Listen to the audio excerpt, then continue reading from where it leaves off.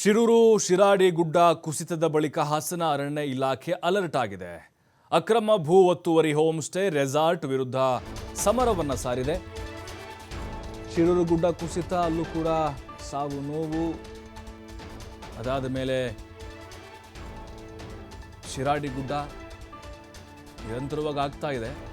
But ಈಗ ಅಕ್ರಮವಾಗಿ ಯಾರ್ಯಾರು ಭೂಮಿ ಒತ್ತುವರಿ ಮಾಡ್ಕೊಂಡಿದ್ದಾರೋ, ಅಲ್ಲಿ ಹೋಮ್ ಸ್ಟೇ ರೆಸಾರ್ಟ್ ಮಾಡಿಕೊಂಡು ಲಾಭ ಮಾಡಿಕೊಳ್ತಿದ್ದಾರೋ ಅಥವಾ ಇಂತಹ ಘಟನೆಗಳಿಗೆ ಕಾರಣ ಆಗ್ತಿದ್ದಾರೋ ಅಂಥವ್ರ ವಿರುದ್ಧ ಒಂದು ಸಮರ ಇದೆ. ತೆರವಿಗೆ ಆದೇಶವನ್ನು ಕೊಡಲಾಗಿದೆ. ಈಗ ಅಕ್ರಮವಾಗಿ ಹೋಮ್ ಸ್ಟೇ ರೆಸಾರ್ಟ್ ಕಟ್ಕೊಂಡವ್ರಿಗೆ ಅಂತಿಮ ಕಾರ್ಯಾಚರಣೆಗೆ ಅರಣ್ಯ ಇಲಾಖೆಯಿಂದ ಸಕಲ ಸಿದ್ಧತೆ ನಡೀತಾ ಇದೆ. ನೋಡಿ, ಒಟ್ಟು 2,400,000 ಹೆಕ್ಟೇರ್ ಅರಣ್ಯ ಪ್ರದೇಶ ಒತ್ತುವರಿ ಮಾಡಿಕೊಂಡಿದ್ದಾರೆ.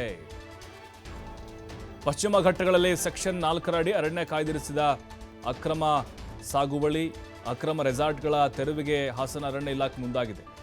ಅಕ್ರಮ ತೆರವಿನ ಬಗ್ಗೆ ಹಾಸನ ಡಿಎಫ್ಒ ಸೌರಭ್ ಕುಮಾರ್ ಮಾಹಿತಿಯನ್ನು ಕೊಟ್ಟಿದ್ದಾರೆ. ನೋಡಿ, ಎಲ್ಲ ಮ್ಯಾಪ್ ರೆಡಿ ಇದೆ. ಈಗ ನೋಡಬೇಕು, ಯಾಕಂದರೆ ಇಂಥವು ಭಾಳ ಆಗಿದ್ದಾವೆ. ನಾವು ಹೋಮ್ ಸ್ಟೇ ಒಡೆದಾಕ್ತೀವಿ, ರೆಸಾರ್ಟ್ ಒಡೆದಾಕ್ತೀವಿ, ಮಾಲೀಕರಿಗೆ ನೋಟಿಸ್ ಕೊಡ್ತೀವಿ, ಅರಣ್ಯ ಉಳಿಸ್ತೀವಿ, ಆದರೆ ಯಾರೂ ಕಾರ್ಯರೂಪಕ್ಕೆ ತರ್ತಾ ಇಲ್ಲ. ಸಾವಿರಾರು ಎಕರೆ ಒತ್ತುವರಿ ಆಗಿರೋದು, ಭೂ ಕಬಳಿಕೆ ಆಗಿರೋದು, ಅರಣ್ಯನ ಲೂಟಿ ಹೊಡೆದಿರೋದು, ಅದರಲ್ಲೂ ಪ್ರಭಾವಿಗಳಂತ ಅನಿಸ್ಕೊಂಡರು ಜಾಸ್ತಿ ಜನ ಇಲ್ಲಿರಬಹುದು. ಹಾಗಾಗಿ ಅರಣ್ಯ ಇಲಾಖೆಯವರು ಧೈರ್ಯ ಮಾಡಿದ್ದಾರೆ. ಈಗ ನೋಡಬೇಕು ಇವ್ರ ಧೈರ್ಯ ಹೇಗಿರುತ್ತೆ ಅಂಥೇಳಿ. ಒಂದು 2-3 ಅಥವಾ ಅಲ್ಲಿ ಯಾರೋ ಪಾಪ ಬಾಯಿ ಇಲ್ದವರು ಅಂಥವ್ರ ರೆಸಾರ್ಟು ಹೋಮ್ ಸ್ಟೇಗಳ ಮೇಲೆ ದಾಳಿ ಮಾಡೋದಲ್ಲ.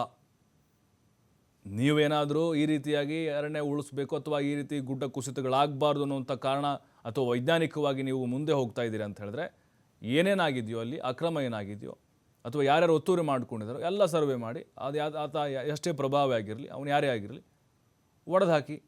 ಅವಾಗ ಒಪ್ಕೊಳ್ತೀವಿ ನಾವು. ನೀವು ಕಾರ್ಯಾಚರಣೆ ಅಂತ ಶುರು ಮಾಡ್ತೀರಿ, 1-2 ದಿನ ಹೋಗಿ JCBಗಳು ಗರ್ಜನೆ ಮಾಡ್ತವೆ, ಆಮೇಲೆ ಕೋರ್ಟಿಗೆ ಸ್ಟೇ ಹೋಗ್ತಾರೆ. ಅದಾದ ಮೇಲೆ ಯಾರೋ ಒಬ್ಬ ಪ್ರಭಾವಿ ರಾಜಕಾರಣಿ ಬರ್ತಾನೆ, ಇದು ನಮ್ಮ ಸೇರಿದ್ದು, ಅವನು ಇನ್ಫ್ಲುಯೆನ್ಸ್ ಮಾಡ್ತಾನೆ, ಆಮೇಲೆ ಇವರು ಸೈಲೆಂಟ್ ಆಗಿಬಿಡ್ತಾರೆ. ಇಷ್ಟೇ ಆಗೋದು. ಬಟ್ ನೋಡಬೇಕು ಅರಣ್ಯ ಇಲಾಖೆಯವರ ಈ ಒಂದು ಕಾರ್ಯವೈಖರಿ ಹೇಗಿರುತ್ತೆ ಅಂತ.